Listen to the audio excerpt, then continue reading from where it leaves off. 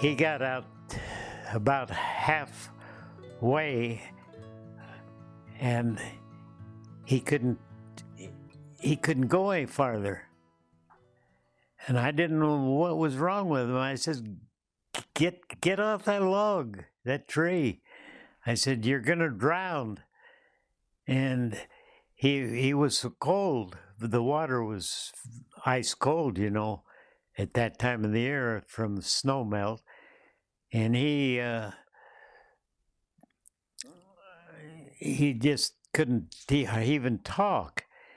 And so I went back out, and I got out as far as I could and got a hold of his hand, and the current of the water, the flow of the water, it comes in surges. It had just about pushed him over, and I had a hold of his hand, and I gave a big jerk, and I got him coming my way. Well, what had happened?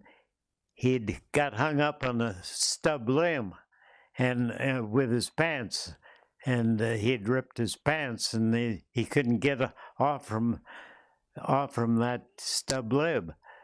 And I got him over, and he would have drowned if he'd ever gone off from that log. And we got back to camp, and then later,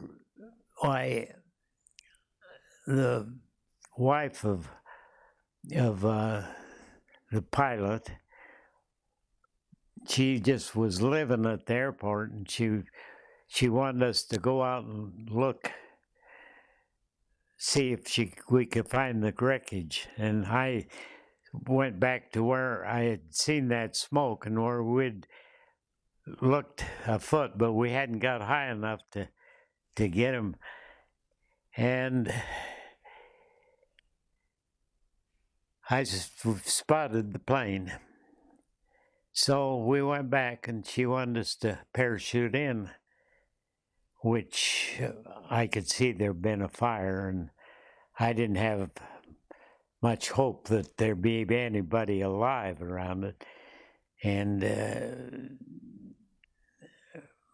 another boy and I parachuted in and found the plane and the bodies.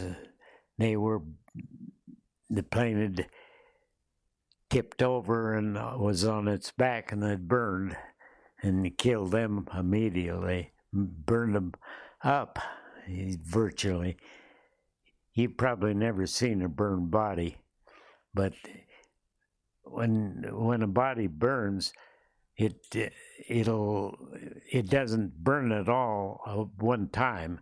It just burns the fat off from, and it'll be like the arms. It'll just be the sinews on them.